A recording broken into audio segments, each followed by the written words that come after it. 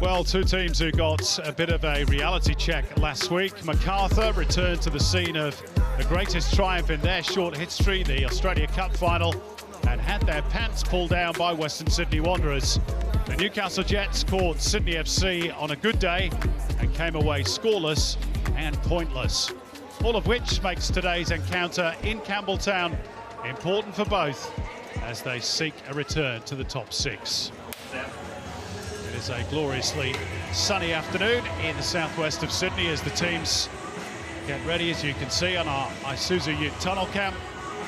And the last time they met at the back end of last season, the Jets made off from here with a 3-0 success, but that remains their only win in the 5 meetings between the pair, and scoring goals this season remains a problem for Arthur Pappas's team, with just one in their last 4 matches.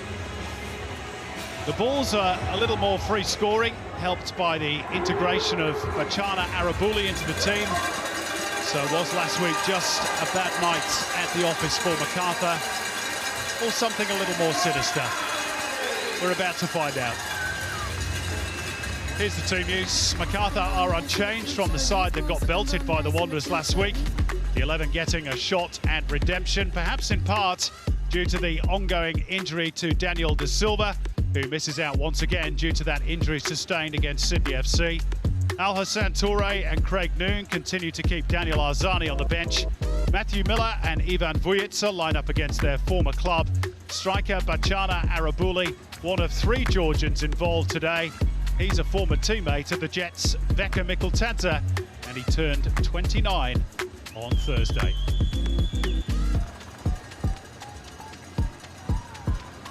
Couple of changes for the Jets. Carl Jenkinson pays the price for defensive lapses last week as he's benched, with James McGarry returning at left back and Dane Ingham reverting to the right. The other change is in midfield, where Callum Timmins makes his first start for the club alongside Angus Thurgate. Becca Dartsmulia drops down to the bench.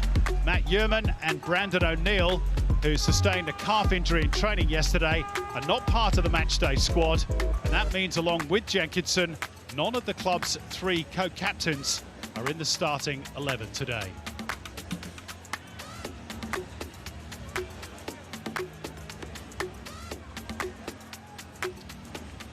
Well, as you can see, conditions rather warm today. There is Dwight York, who scored just his 2nd A-League goal for Sydney against the Newcastle Jets back in 2005. Just a consolation, though, in a 2-1 loss at the then Energy Australia Stadium. Quick readjustment of the laces for Ulysses Davila, the Macarthur skipper. Always enjoy watching him play, as we do this man, Becca Mikeltadze. He is joint top scorer with Trent Bahaja with 2 this season. And Bahaja, another one not involved in the matchday squad for the Jets today. So the final game of round 11, an all New South Wales affair, and one that has significant bearing on the fringes of the finals race, with just 3 points separating Adelaide in 4th from the Jets in 9th. And a fast-paced start as well, Andy Harper. Good afternoon, Simon. Brilliant conditions for summer football here in Campbelltown. Both teams stung with subpar performances last week. A lot of turnover in the Newcastle team. Dwight York, the boss of Macarthur, has kept the same 11 with a stay of execution. Up to the players to respond, and the evidence from the starting whistle is that they'd heard the message loud and clear. Long way to go, needless to say. Can they keep it up against a team who is battered and bruised? Horrible goal-scoring record, Newcastle this year. And a very talented Macarthur team. It's not yet the sum of its parts. It was showing, as you quite rightly said, Simon, a lot of promise in the run to lift the cup, Australia Cup, but it's just faltered somewhat. Doesn't take away from the quality of the individuals at home. They should do too much for Newcastle, you'd expect. James McGarry leaning over the top of Craig Noon. That's one battle to keep an eye on today. McGarry, who missed out against Sydney. He's going a little too strong on Noon. Iskippo trying to square it up with Thurgate. It's a good intervention by Charles Mbombwa. Again, the fast-paced nature of these early stages, continues unabated. Noon bumped off the ball by Thurgate, who threads it through beautifully. And away goes Sotirio, gets the first shot on target. It's no real problem for Philip Curter. Unfortunately for Newcastle, no. Nice work from Reno Piscopo putting Sotirio through. His run was good, his touch was poor. And it took him way too wide of the target. Jonathan Aspro-Potomitis, the number 5 for Macarthur, was struggling to make up the distance defensively. Sotirio has got good pace, but it was a really substandard first touch, and the pressure off for Macarthur. I think it led to change with Thurgate. Strong challenge, but a fair one by Ushcock. And Macarthur will spring forward. It's Craig Noon on the right. The threaded ball through is the right idea, but Davila couldn't get on the end of it. Well, Jordan Elsey is leading the protest. He feels the Jets should have had a free kick. Yeah, I disagree with Jordan. I completely understand why he's making the call. But some good football from both teams.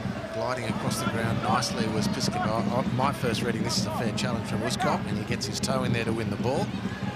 He might have got a little bit of Renault's back as well. I hope he's okay. Having the small of the back stretched out, which is where the contact was made. And he is the most fouled player in the competition. I guess that's sort of what you expect when you're a player like him. Tries to get in those little pockets between the lines. Diminutive stature. Great touch on the ball.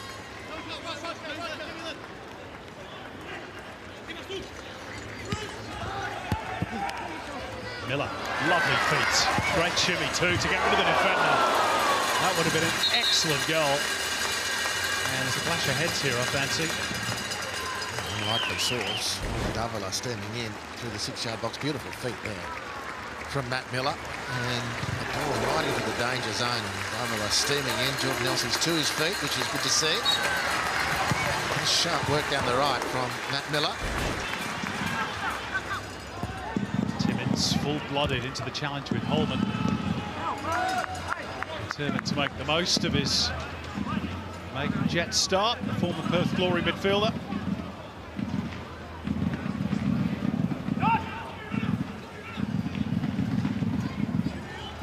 Throw by Gary has reached Sotirio. Piscopo.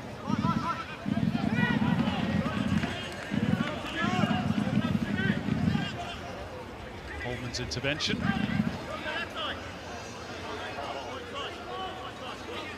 James McGarry clearly thinking about the long throw.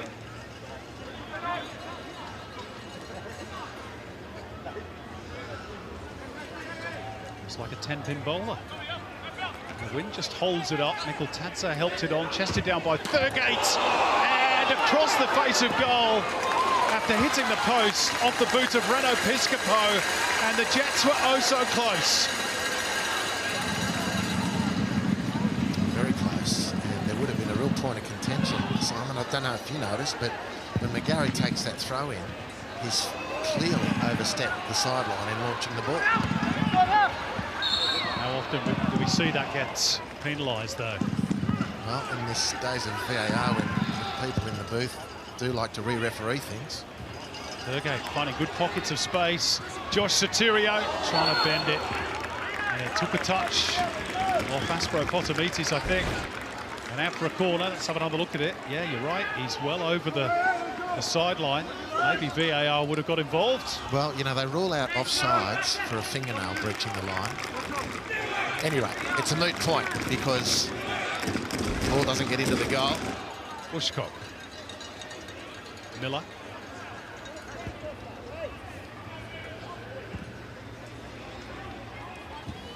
Well, there's the numbers that underline that the Jets have made the better start of the two.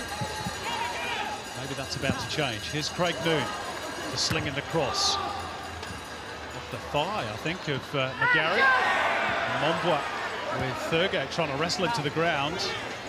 Shows good strength. Noon delivers it across, and now Macarthur had maybe struck the woodwork as well. I think Duncan got a touch. Was the frame of the goal involved as well? It was pretty close either way. This is just beautiful from Davila, angling that header. Look at the lean back against Newcastle. Certainly came off the woodwork. He looked like someone pulling him to the green room. A bit frustrating for Arthur Papas, but his team has certainly had the better of things. Newcastle have had the better of things. That's an awkward one for Dane Ingham, and Torres go wrong side and scores from close range. Against the run of play, Macarthur hit the front. Dane Ingham got into a terrible mess with an awkward bouncing ball, and Al-Hassan Toure was too strong, too powerful, and too accurate with the finish.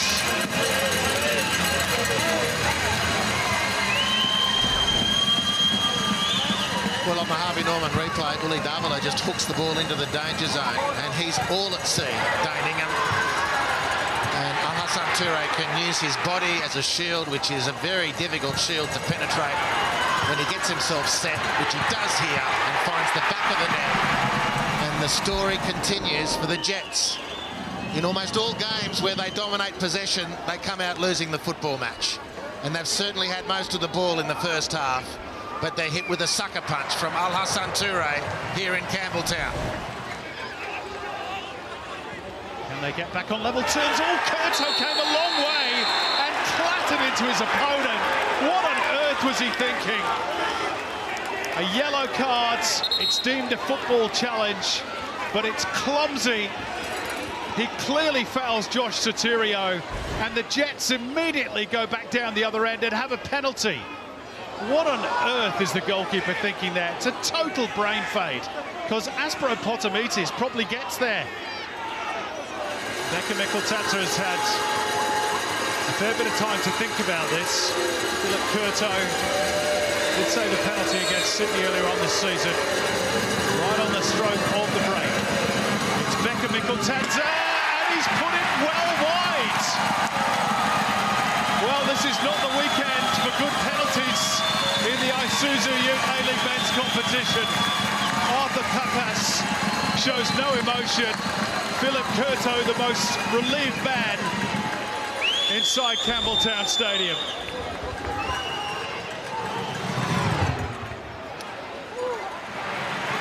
Well, it's close to the first half, which is hovering around the farcical side, actually.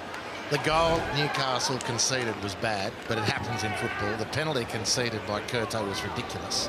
That was the point.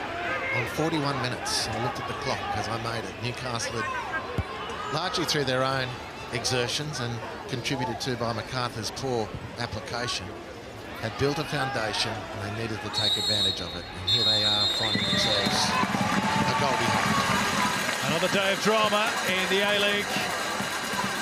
Al-Hassan Toure is the man on the score sheet. An awkward bouncing ball that Dane Ingham couldn't deal with. And then less than a minute later, Philip Curto with a total brain fade, clattering into Josh Sotirio, but Becca Mikeltadze could not convert from 11 metres. And Newcastle, despite all their good work, go into half-time trailing on the score sheet. Macarthur 1, Newcastle Jets 0 at the break.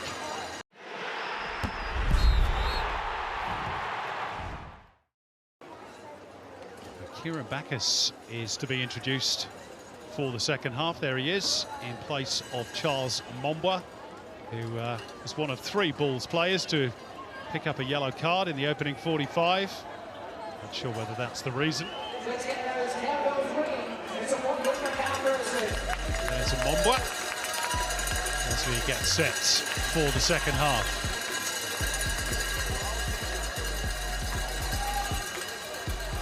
Jets behind in an A-League men's match for the 7th time this season. They've lost all of the previous 6. And another stat of concern, Andy Harper, is the fact that they've scored just 1 second-half goal since the opening round of the season. That was Becca Mikeltadze's winner in the first F3 derby in Gosford.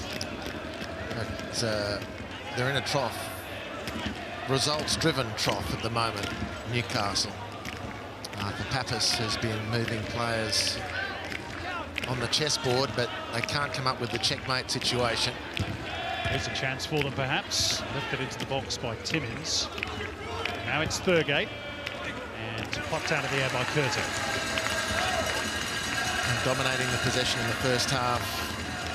Well, they weren't terrorising Macarthur, but they certainly had control of the game.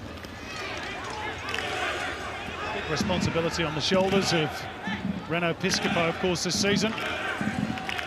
Expected to sort of pick up where Daniel Pena left off last season in that creative role. No easy task.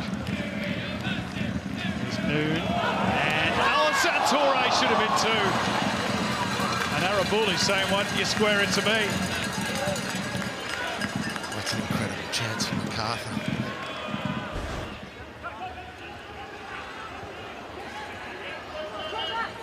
Wietza, driven back by Thurgate.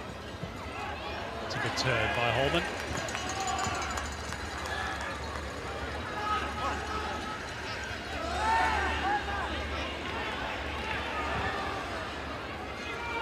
Davila.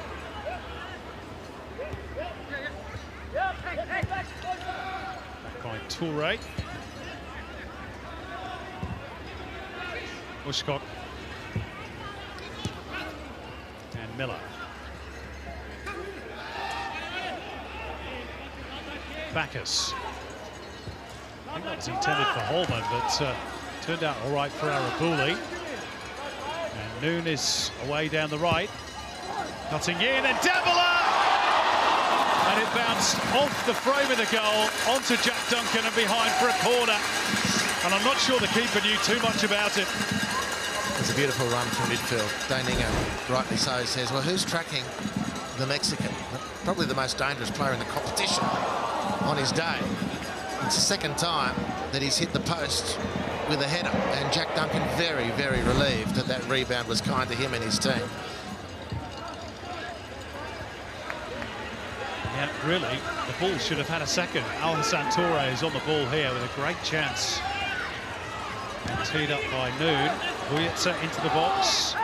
Clearing header by Jordan Elsey. A reload through Bacchus and now Holman. Wietza with time and space. And it's a decent ball in, and Arabouli should have made it too. Are they going to be made to pay for these missed chances, Macarthur? Well, they're lucky the Jets, really, because Angus Thurgate looks at Dane Ingham, who looks back at Angus Thurgate. Who's got Ivan Vujica? Answer, no one. Altai with him. With a reverse pass for Arzani. Good stuff this from the Bulls. Arzani's delivery and Arabouli. Well, that would have been probably the goal of the weekend had it got in. Yeah, well, Arzani, it's a big part of the season for him. He's got to find that early season form. As it is, he finds Arabouli on the back post. That's a really difficult effort. This just speaks to the sort of quality that Arabouli suggests for the Macarthur penalty area. To lift it over the top of McGarry. There's Jed Drew for company. Oh, it's broken down for the Jets. Here's Ulysses Davila. Arabouli will leave it for Arzani. Little lift over the top. Could this be it? A really important hand by Duncan, but it's in now off Ulysses Davila. And that should be enough for the 3 points for the Bulls. Finally, the second goal has arrived. And it looks like the Jets are beaten.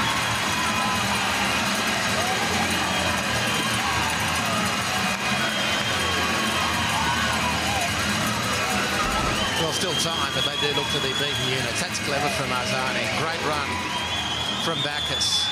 And it's a good touch, really, to save the day on the Harvey Norman replay to start with from Jack Duncan. But they're prone defensively, the Jets, and it started with that appalling giveaway from McGarry at left fullback. And then they didn't recover the numbers. Once the ball had been given away, Macarthur just poured forward, and the Jets watched them. Just watched them. And it would have been finished off earlier were it not for Jack Duncan. But you're not going to deny the magical Mexican from there. 2-0, Macarthur. Here they go with Jed Drew down the right, cutting inside McGarry. Square from his Davila, and wide left is Arzani. Tease his way past Ingham, and he's done brilliantly. Oh, Jed Drew just trying to jab the ball over the line. And again, an exciting run from Daniel Arzani. Yeah, teasing run from Arzani. Well done from Jed Drew, but the best of them all, really, in the final analysis was Jack Duncan, who saves Newcastle again. Drew might have been a bit more emphatic with his contact there. The Newcastle keeper standing between the Jets and humiliation here in the closing stages. There's the As Live ladder, which shows Macarthur will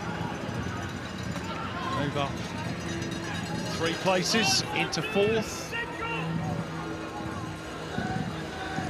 Newcastle will remain in 9th.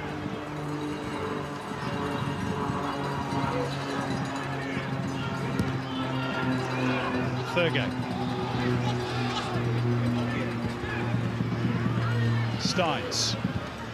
They'll make it an interesting finale. Dartsmelia. Decent try.